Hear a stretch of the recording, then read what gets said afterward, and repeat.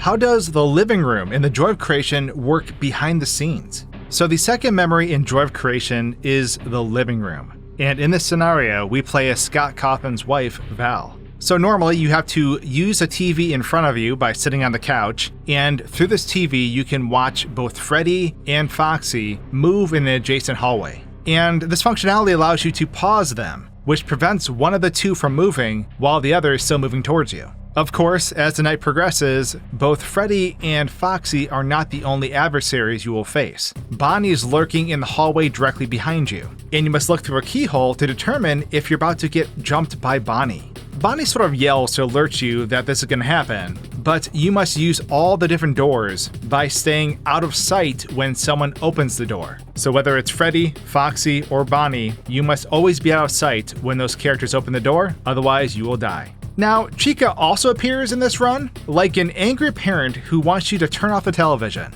And if you don't comply, you're either going to get stunned or just die. You know, it's a good idea to take a break once in a while. But that basically covers the core mechanics. You need to survive the night, but what the player does not see is everything happening around this room. And that's precisely what makes this kind of exciting to see. So this map is kind of laid out pretty interestingly. The room that you're in has 4 doors. Now, 3 of these doors are ones you'll see open throughout gameplay, but one of these actually never opens. Behind the door that has a Freddy poster on it is actually nothing. It's like a small closet, and the inside isn't even textured. It's just like this default white and gray grid that's applied to the room. But yeah, it's a very small closet, and obviously the player's not supposed to see in here. The hallways that Freddy and Foxy come out of also really have nothing. They are just a straight hallway that goes back a little bit and then they end.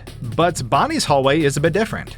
Now, all these hallways have invisible blocks right beyond the door, so the player can never actually wander inside. But if we were to take the camera and kind of go down Bonnie's hallway, we can see Bonnie just clipping through the floor. I'm not entirely sure why they were put this way, because they do move down this hallway eventually, but for some reason, their default position is clipping through the ground. And now you can see the room and all the hallways that branch off it from above.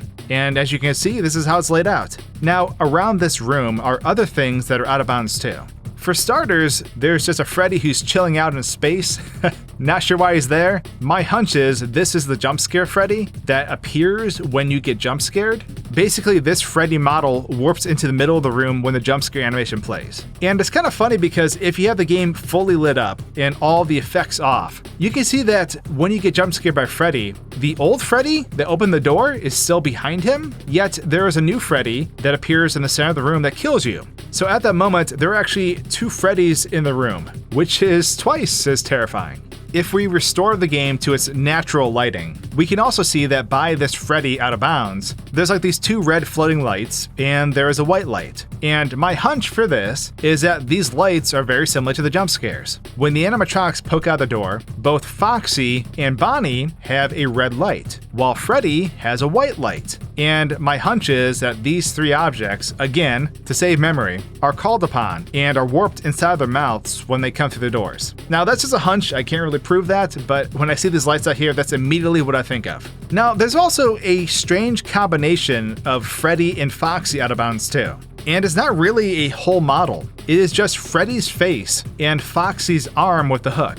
And as you can see, Foxy's arm is fully extended upwards, like he's raising his hook into the air. Now, my hunch for this is that these also are jump scare assets. When Foxy kills you, he lifts you up by his hook into the air, and this sort of mirrors what we see out of bounds. And my hunch for why the face is there for Freddy is because Freddy bites you. And both of these objects are the things that kill the player during the jump scare. So between Bonnie's hallway and Foxy's hallway, we can find Chica floating out in the void. Now, Chica is just kind of sitting there, slowly biding her time until she can break into the room and yell at us to get off the TV. And this essentially covers the core basics for this room.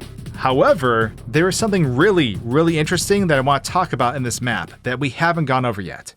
And these are the hallways that you can see through the cameras. So normally when you go up to that TV, you can see both Foxy and Freddy walking through different hallways, ultimately coming to those doors that lead to your room. Now in the game, that's actually not true. They are not actually walking to those hallways you can see. It's just when they reach these doors in these other hallways, a Freddy or a Foxy spawns in to open the door. And they would also unload after the door closes. However, way out of bounds are these two hallways that we can see through the cameras. And these hallways are completely empty, except for the floating noses of both Foxy and Freddy. So as you can see, we have Freddy's nose and there's some wires. Foxy is the same way. The reason they look this way is because the player can never see their body anyways. When we're looking through that camera, we can only see their nose. So the developer, of course, made them just a nose. Now what's interesting is that these hallways do have objects in them. However, the default player camera that we walk around with actually cannot see the objects.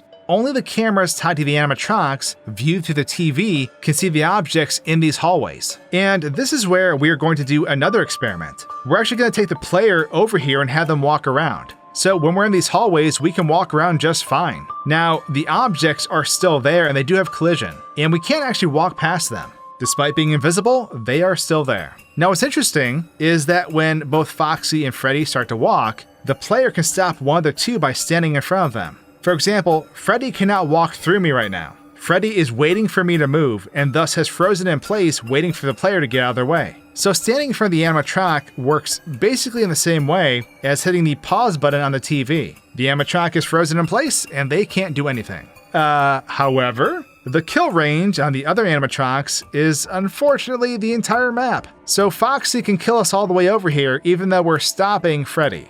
As soon as we get jump scared, we get warped back into the room and we die. But now let's actually take the player and walk into these different areas. Going into the closet is, well, just as you would expect. It is a single closed room that you can't do anything in. Now, if we head into Bonnie's hallway, we can actually see the objects in the hallway, the different books and furniture placed in this area, and we can look at them. We can also walk to the end of this hallway and walk right through Bonnie. Bonnie can't hurt us at all, and we can see the entire map in front of us, looking out at the hallway that we were over at before, where both Freddy and Foxy walked through. Now, of course, even chilling back here with Bonnie, we are not safe. We will get jump scared by both Freddy or Foxy, and we'll die. However, let's see what happens if we ignore the first jump scare and then go back in this hallway. Because after Freddy and Foxy go through the first time, that's when Bonnie gets activated. And then Bonnie starts to move towards the room. And as you can see, Bonnie doesn't actually walk. Bonnie just appears. They jump from place to place, slowly making their way to the door. And even in this state, they cannot hurt us in this hallway. So the last thing we can do is we're going to go into Foxy's hallway, face the door, and wait for Foxy to spawn in. But we're also going to slow the game down to show you how all of this works and to show you what happens the second the jump scare occurs. So as you can see, Foxy loads in, and as soon as they open the door and start looking around, we die. But it's actually kind of really funny because at this speed, you can actually see the player being dragged quickly to the center of the room. Normally, it feels instantaneous, but with this, we can see a couple frames in between as we go there. And of course, we get a really long, slow jump scare by Freddy, ultimately bringing this video to an end. Subscribe right now if you want to see more Five Nights at Freddy's videos just like this. And of course, I'll see you all in the next one, because there's a lot of cool stuff I have yet to cover. Cheers!